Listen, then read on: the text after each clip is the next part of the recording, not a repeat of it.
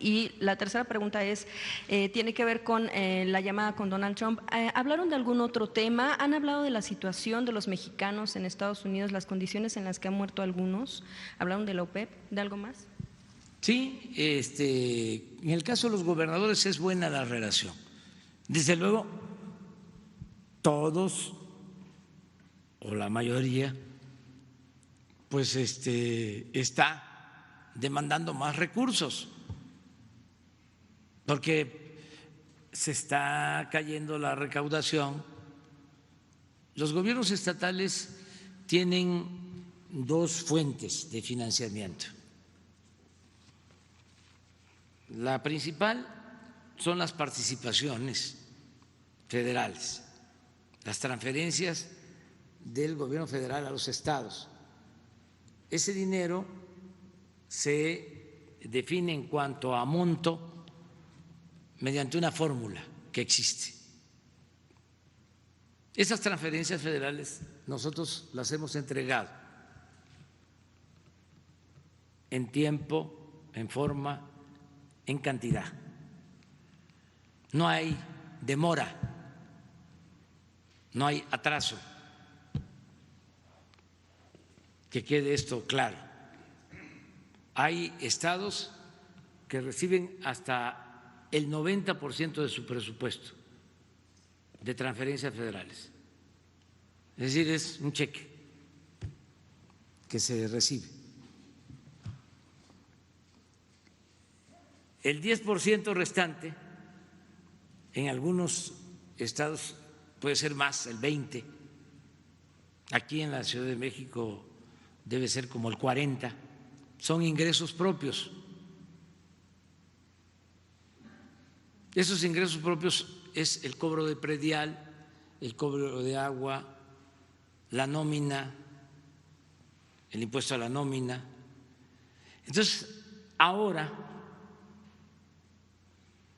quienes tienen más ingresos propios y están siendo afectados por el coronavirus, vamos a hablar de los estados turísticos, que tienen en algunos casos impuestos a la nómina. Si les baja la contratación de trabajadores, ¿sí?, reciben menos ingresos del impuesto de la nómina y otros impuestos locales. Entonces sí ha habido una disminución. No así en el caso de las participaciones federales.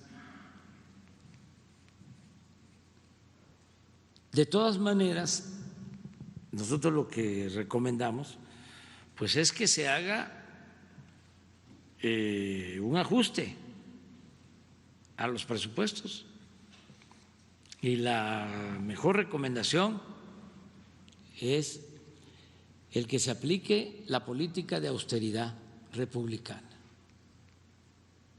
bajo el principio de que no puede haber gobierno rico con pueblo pobre. Entonces, a reducir gastos sin despedir trabajadores,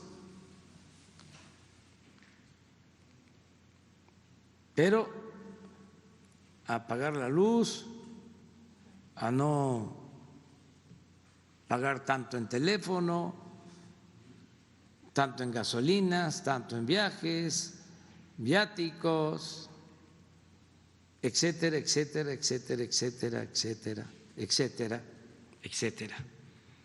Entonces, así se liberan fondos. ¿Qué es lo que nosotros vamos a hacer? Le vamos a dar otra vuelta a la tuerca, porque se puede ahorrar sin despedir trabajadores, sin cancelar los programas prioritarios, al contrario, ampliando los programas en beneficio de la gente, entregando más a la gente. ¿Cuál va a ser la tuerca? ¿Cuál será la tuerca que van a darle la vuelta? Dijo usted que le van a dar otra vuelta a la tuerca, sí, para la austeridad. ¿Cuál será ese elemento? Ya vamos a aclarar, pero no vamos a ir como otros lo hacían antes y todavía se sigue haciendo en el mundo, que hay presiones a pedir crédito, a endeudar al país. ¿Ustedes creen que a nosotros que venimos de la oposición se nos va a olvidar que cuando impusieron el modelo neoliberal, empezaron a pedirle a los gobiernos desde el extranjero, los grupos financieros, que se firmaran cartas de intención? Ustedes porque están jóvenes,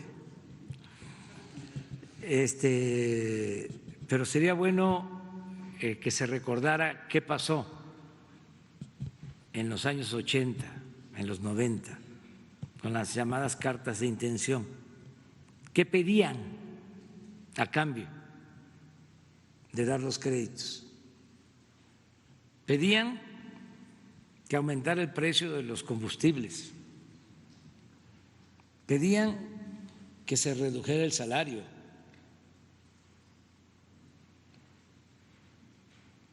pedían que se quitaran prestaciones sociales, pedían que se privatizara la educación, la salud. Esas eran las cartas de intención. Algún día vamos a hablar de esto, vamos a invitar a alguien que dé una plática. Bueno, eso sigue existiendo, claro, con sutileza, de otra forma, pero eso es una trampa. Argentina entró en crisis hace poco y siguió la receta de los organismos financieros internacionales. Y pobre Argentina.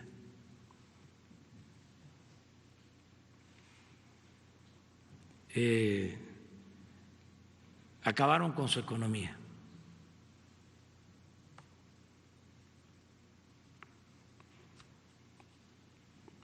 No quiere decir que solo los organismos financieros internacionales entraron o entran en cuestión, otros factores. Pero nosotros no queremos eso.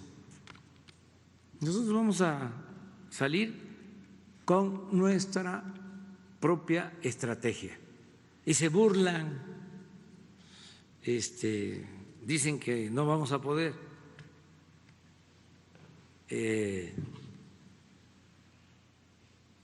Como decía un maestro, si es difícil, lo lograremos. Si es imposible, lo vamos a intentar.